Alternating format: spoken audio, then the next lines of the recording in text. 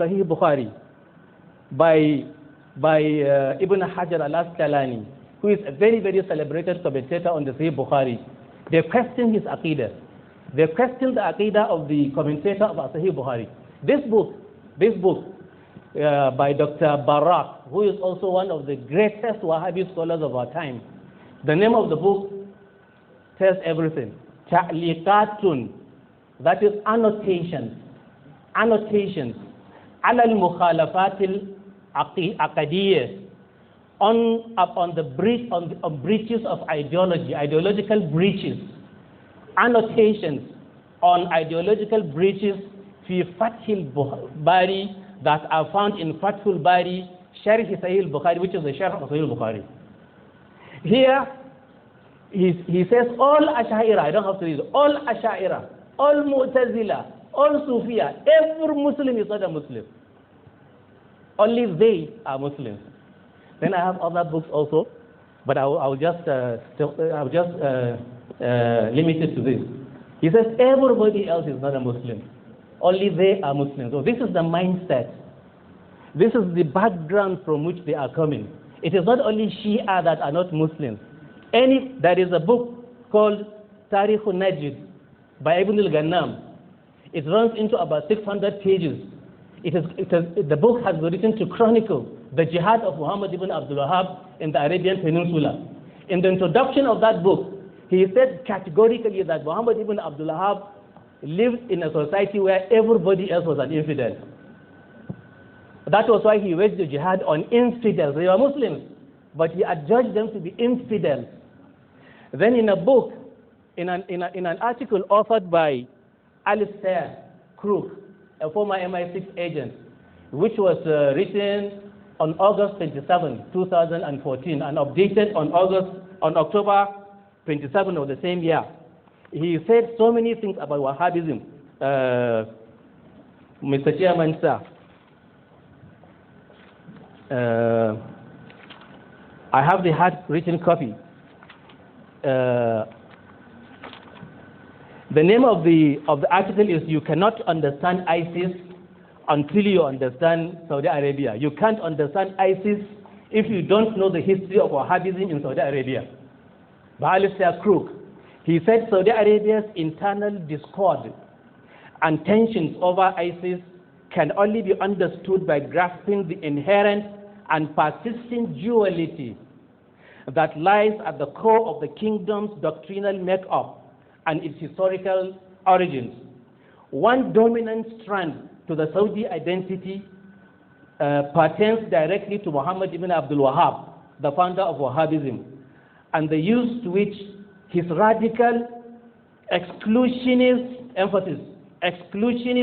puritanism was put by the Ibn Saud, by the Ali Saud. The latter, then he goes on to say, the second strand of this perplexing duality relates precisely to King Abdul Aziz's subsequent shift towards statehood in the 1920s, his curbing of Ikhwani violence and the rest of it. But this cultural revolution was no docile reformism. It was a revolution based on Abdul Wahhab's Jacoban-like hatred for the putrescence and devotionism that he perceived all about him. What I just finished saying. Hence his call to purge Islam of all its heresies and idolatries. The American author and journalist Stephen Cohn, that is the MI6 agent, was saying, has written how this austere and censorious disciple of the 14th century scholar Ibn Taymiyyah, Abdul Wahhab, despised the decorous, arty, tobacco smoking, hashish imbibing, drum pounding Egyptian and Ottoman nobility who travels across Arabia to pray in Mecca. In Abdul Wahhab's view, these were not Muslims, and they're not Shia. They were impostors masquerading as Muslims. Nor did he find the behavior of local Bedouin Arabs, like I was saying, much better. They aggravated Abdul Wahhab by their honoring of saints, by their exacting of tombstones, and their superstitions. All this behavior Abdul Wahab denounced as bid'ah, which was innovation. Like Ibn Taymiyyah before him, he continues to write, Abdul Wahab believed that the period of the Prophet Muhammad's stay in Mecca was the ideal of Muslim society. This is common to everybody, all Muslims, to which all Muslims should aspire to emulate. The problem with Abdul Wahab was the interpretation. He arrogated to himself the monopoly of interpreting Islam. Only his interpretation of Islam should be accepted, and everybody else's interpretation of Islam should be rejected. Taymiyyah, that is the spiritual father of spiritual ancestor of Muhammad ibn Abdul Wahab, had declared war on Shi'ism, Sufism, and Greek philosophy.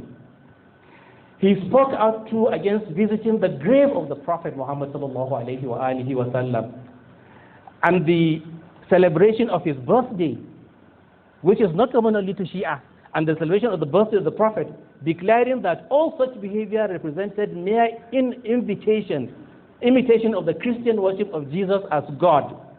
Abdul Wahab assimilated all these earlier teachings, stating that any doubt or hesitation, this is dangerous, any doubt or hesitation on the part of a believer in respect to his or her acknowledging this particular interpretation of Islam, any doubt should deprive a man of immunity of his property and his life. He should be killed. Anybody who differed with Abu Hamad ibn Abdul Wahhab's interpretation of Islam should be killed. One of the main tenets of Abdul Wahhab's doctrine has become the key idea of takfir. That is calling people infidel, takfir. Under the takfiri doctrine, Abdul Wahhab and his followers could deem fellow Muslims infidels should they engage in activities that in any way could be said to encroach on the sovereignty of the absolute authority, who was the king himself. If you went against the king, you are a kafir. Abdul Wahhab denounced all Muslims who honored the dead, saints or angels. He held that such sentiments detracted from the complete subservience one must feel towards Allah and only Allah. Wahhabi Islam thus bans any prayer to saints and dead loved ones, pilgrimages to tombs and special mosques, religious festivals, celebrating saints, the honoring. Yes, sir. This is a very important point I'm making. I'm setting the background. I've not even started my presentation. See, we are working with a structured system here. And that was why I was told I was going to speak for 20 minutes, and I don't think it's fair. I have never seen anybody given a time limit within which to speak. people have time limits. I have never had it. I was told I would speak for only 20 minutes. I have not discussed Shi'ism yet. I have had so many misconceptions. All this brouhaha, all this huffing and puffing. Yes, sir. Please listen. Now, you have laid down the background. This is just the background. I've started laying down the background, sir. Yes, and like you do not have the time to listen to. I have been here since 21st. I have been here since 21st. This should have been on 21st of this month. Yes. I waited 4 days, sir. And it was because I have been patient for 4 days, sir. people who had been listed before you could not be taken. That's why you have to wait this long. I appreciate that, sir. They should also wait for me, sir. No, people who have been scheduled to present, make presentation before the commission will be allowed time to present their memo or whatever they want to say. But then there has to be a limitation. Yes, sir. At the time of the presentation, because there are several other people. Yes, sir. Now I've given us the background. Yes, sir. So I want you to kindly summarize your presentation. Yes, sir. That's a way that you take into account that other people are also here to make presentation after your own. Yes, sir. So shall we, and this related to the assignment. Yes, sir. The terms of reference of this commission. Yes, sir. When you do so. So I'll stop reading, I'll start quoting from books. Sorry? I will stop quoting from books. At the end of the day, we still want you, because there isn't time for us to take what you're going to say in long time. It will be very helpful for the commission if you put it down. I will. So that we have it. At the end of the day, we'll look at it calmly. Look at your presentation calmly, along with all the other presentations. Yes, sir. So I will just in concluding the background, sir. This is a book written by Muhammad Yusuf. Muhammad Yusuf wrote this book. Muhammad Yusuf wrote this book. The name of the book is, I'm not going to read from it. The name of the book is, there are so many grammatical errors, linguistic, Arabic. He says, هذه عقيدتنا ومنهج دعوتنا. This is our creed, and this is the methodology of our ideology. Written Ta'lifu Abi Yusuf, Muhammad ibn Yusuf al-Maiduguri. Here, his references, he generously quotes from Ibn Taymiyyah, the spiritual godfather of Wahhabi Islam. There is nowhere where he refers to any Shia. Muhammad Yusuf has never been Shia. He could have been a member of the Islamic movement, I don't know, I'm not sure, as people insinuate. But he has never been Shia. In fact, in the book, he castigates the Shia. But I'm not going to read because you don't have time. Yeah. In his book, he talked extensively, derogatively about Shia. So there is no way anybody can convince anybody else that Muhammad Yusuf was a Shia. That is one. Secondly, Aminu Aliyu Gusau and Mujahid Abu Bakr Muhammad, they are also Wahhabis and Salafis. And they helped in the killing of Gideon Akaluka in 1995 in Kano. They scaled through the walls of a prison in Kurawa, in Kano, isolated Gideon Akaluka because he had been accused of desecrating the Quran. A water vendor accused him of desecrating the Quran, so he was arrested by the police and put in prison in custody. They scaled through the wall of the prison, identified and isolated Gideon Akaluka, brought him out and beheaded him. And then they burnt the police station of Shahuchi. At that time, the police station remained for more than 7 years destroyed. It had not been repaired for more than 7 years. And Aminu Gusau, since we were in the Islamic movement together, Aminu Gusau and Abu Bakr Mujahid were the people who created the Hurras. Hurras actually were created by Al-Amin Muhammad, who was a lecturer recently in the NDA here.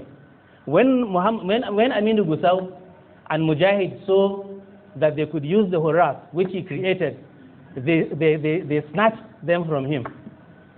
In fact, the name Hurras was their own coinage. It's the plural for Haris. Haris means God, and Hurras means God. That name has remained in the Islamic movement up to today. And they were giving them military training. They had cadets from the NDA who were their followers, who were training them in the bush. I would have wanted Aminu Gusau and Muhammad Mujahid to be here today to debunk this claim I'm making, these two claims that I'm making now. And the commanders of the Hurras in the Islamic movement today still remain the same commanders that were appointed by Aminu Gusau and Abu Bakr Mujahid. So there is no way they can say they are not Wahhabis.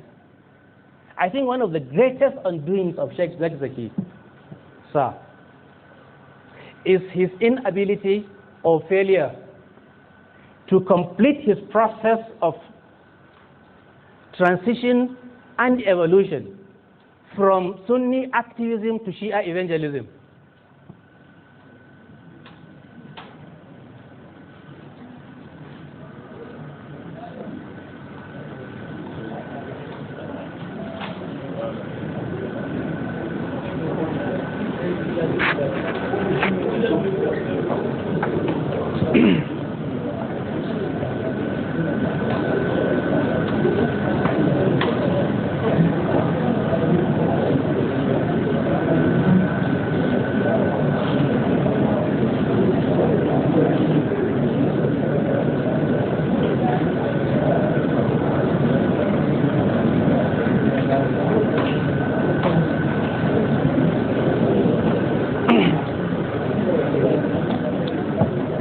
Mr. Chairman, sir, I can identify. No. Yeah.